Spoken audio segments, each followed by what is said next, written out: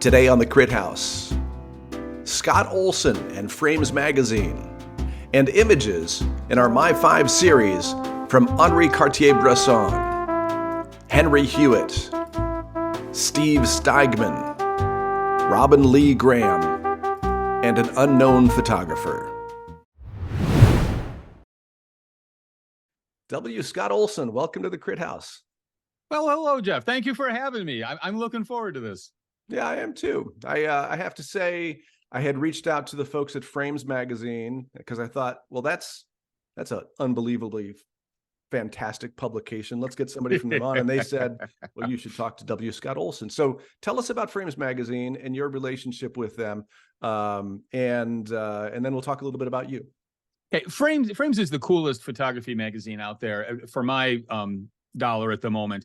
It is absolutely not gear or how-to or advice for aspiring photographers, and there's no product reviews at all. It is a magazine of photography. And Tomas, the editor, founder, publisher, he came up with the idea that good photography deserves to be on paper. It's sort of a pushback against somebody encountering photography in something the size of a cell phone. Really A-list, wonderful photographers are in this magazine. It is an art magazine that is celebrating the image and the physicality of good printing. W. Scott Olsen is the author of 11 books of nonfiction. He is the editor of several anthologies and the former editor of the literary magazine Ascent. He currently writes book reviews and hosts the podcast for Frames Magazine, and is the author of the Reading Frames series. His photographs have appeared in many group and solo and gallery shows across the world, and as well as many national and international online and print magazines. W. Scott Olsen, so tell us, when we talked to you about 5 images, what did you do in choosing your 5 images? What's the logic here that you went through? I absolutely loved this assignment. This was fantastic because you see, as you said, most of my career I've been a writer. I've always had a camera with me, but I didn't realize I had a camera with me until the last 10 years when I started paying more attention to that aspect of it. And, like everybody, everybody roughly my age, there was an Instamatic and a whole slew of flash cubes for a long time. No thought of composition or even good photography. It was just, it was that extra thing you did when you went on a trip or you went on a vacation or there was a birthday, you took pictures. Becoming a nonfiction writer, nonfiction writers are the blessed among us because we get to be interested in everything. I can write about paper clips today and astrophysics tomorrow. The approach to storytelling the real world was the skill that I was developing. So when you gave me this assignment, 5 pictures, I thought, well, okay, I don't want to do 5 pictures from the last 10, 15 years when I was aware of myself as a photographer, because I'd be guilty there of coming up with a lot of the cliches, a lot of the same pictures that everybody else is going to tell you about. But I started thinking, okay, if I go way back, if I get in the Wayback Machine, Sherman and Mr. Peabody and we go back and we look at it, what are the images I remember most from growing up that had an impact on me? Some are from when I was very young. Some are from when I was, just in graduate school, but even that was 30 years ago. So that's how I approached it. What are the images that were a gut punch of pain or pleasure when I was growing up? And I came up with these 5. All right, let's take a look. All right, so your first image is one that I remember very well from my youth. Good. Now, the photographer here is Steve Steigman. Tell us about this. Is a Maxell ad? Is that the right company? Yeah, this is an ad for Maxell audio tape. Those of us that are old enough to remember reel-to-reel and cassette tapes. Yeah. And this one just blew me away because, first of all, it's just fun. There is so much kinetic energy in this picture. But what I found and still find amazing is that the real subject of this picture is not there. You cannot see what this picture is Right. about.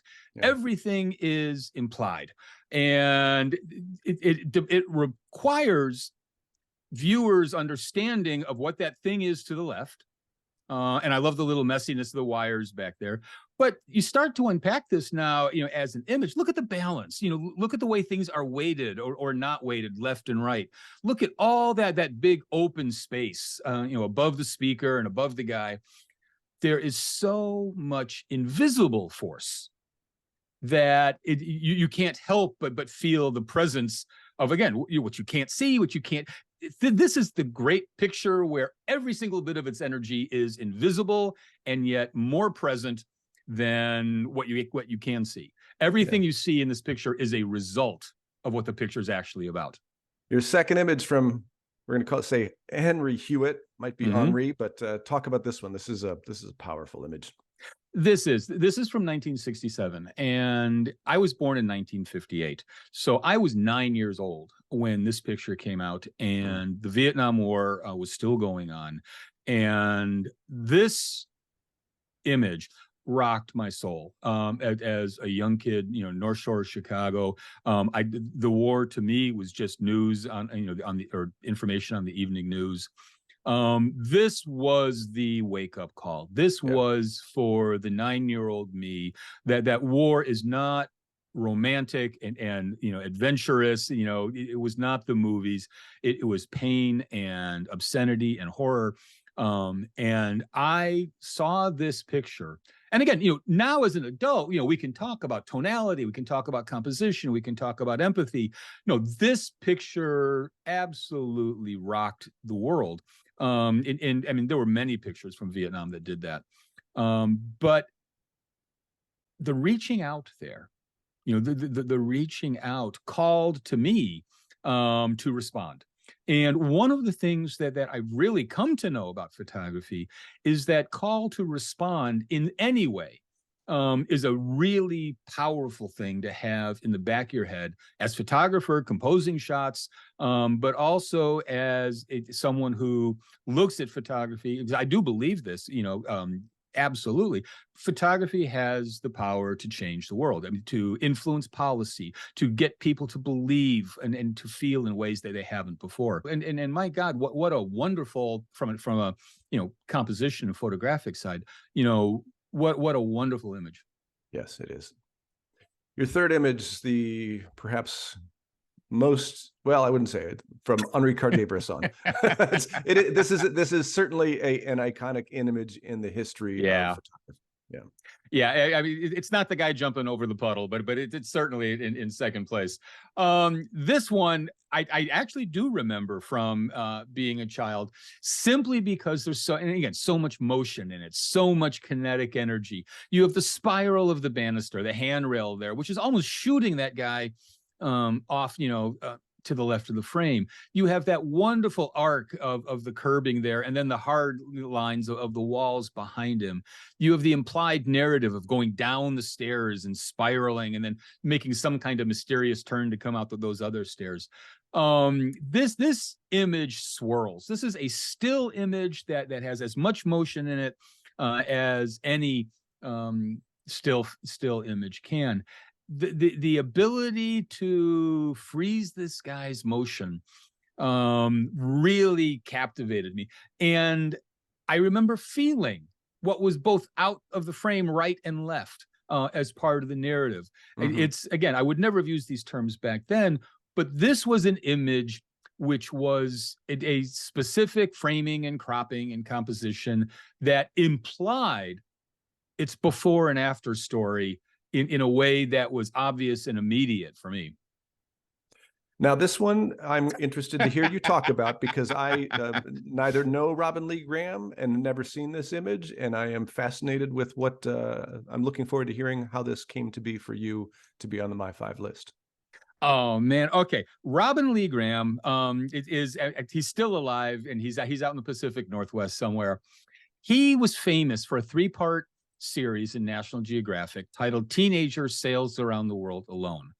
And in 1965, at the age of 16, he set out in a little 24 or 22-foot sailboat And he was the youngest person to ever attempt sailing around the world alone.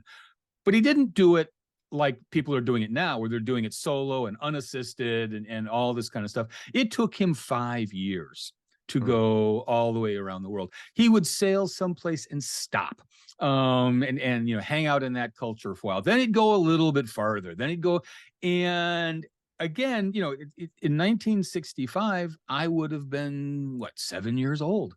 And this is a selfie, by the way. He's on this boat by himself, and somehow managed to take this picture. The picture itself, if you think about it, is cliche. I mean, it's overly romanticized. The young man with a sextant on a sailboat.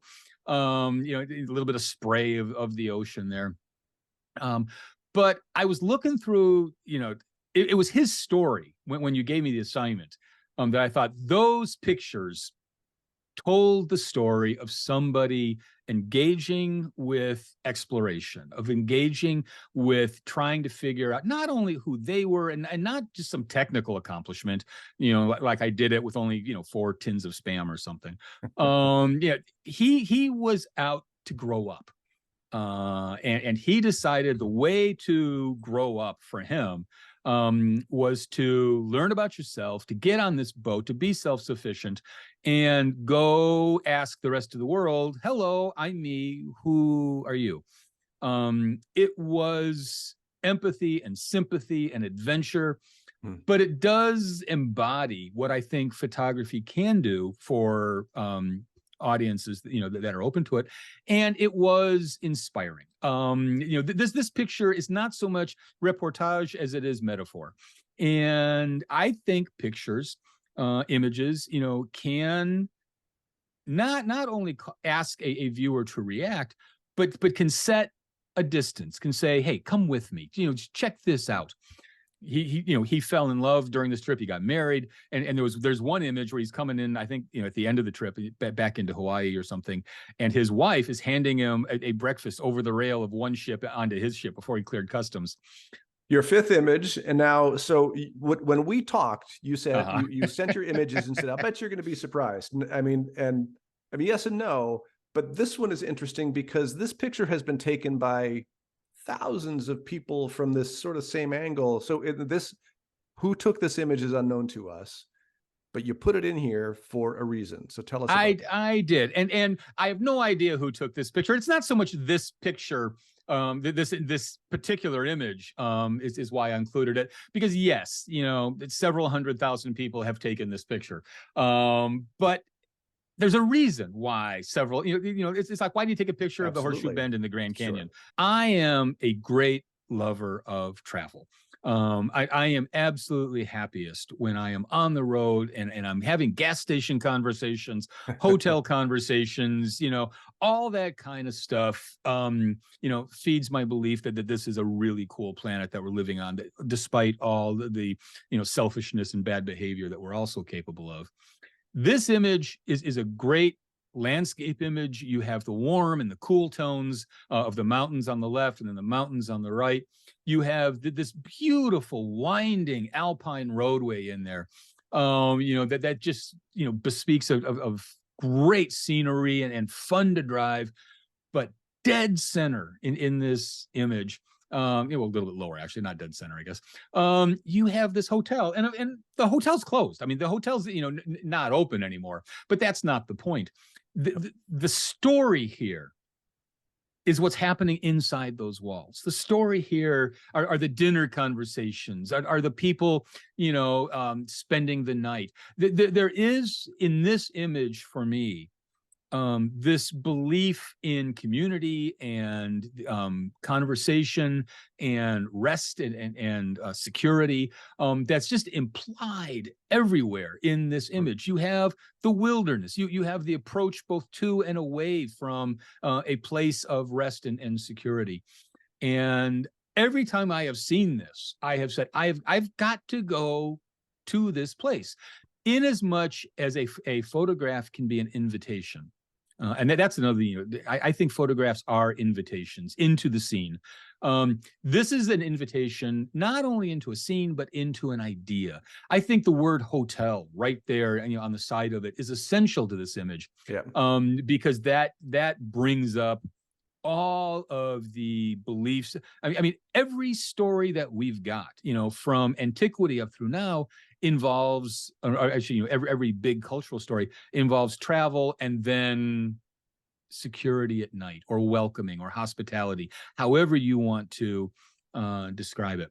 I mean, and we can deconstruct it photographically. I mean, look at the balance of the roadways left and right. Look at the leading lines from the hotel that then become that curve off into the distance, and how that curve mimics and parallels the curve in the slope behind it.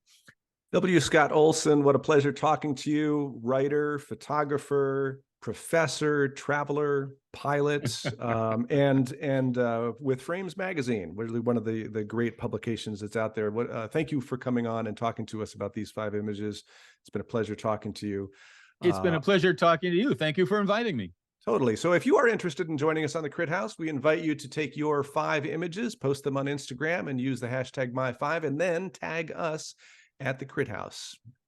W. Scott Olsen, thank you again for joining us on the Crit House, and thank you all for watching the Crit House as well.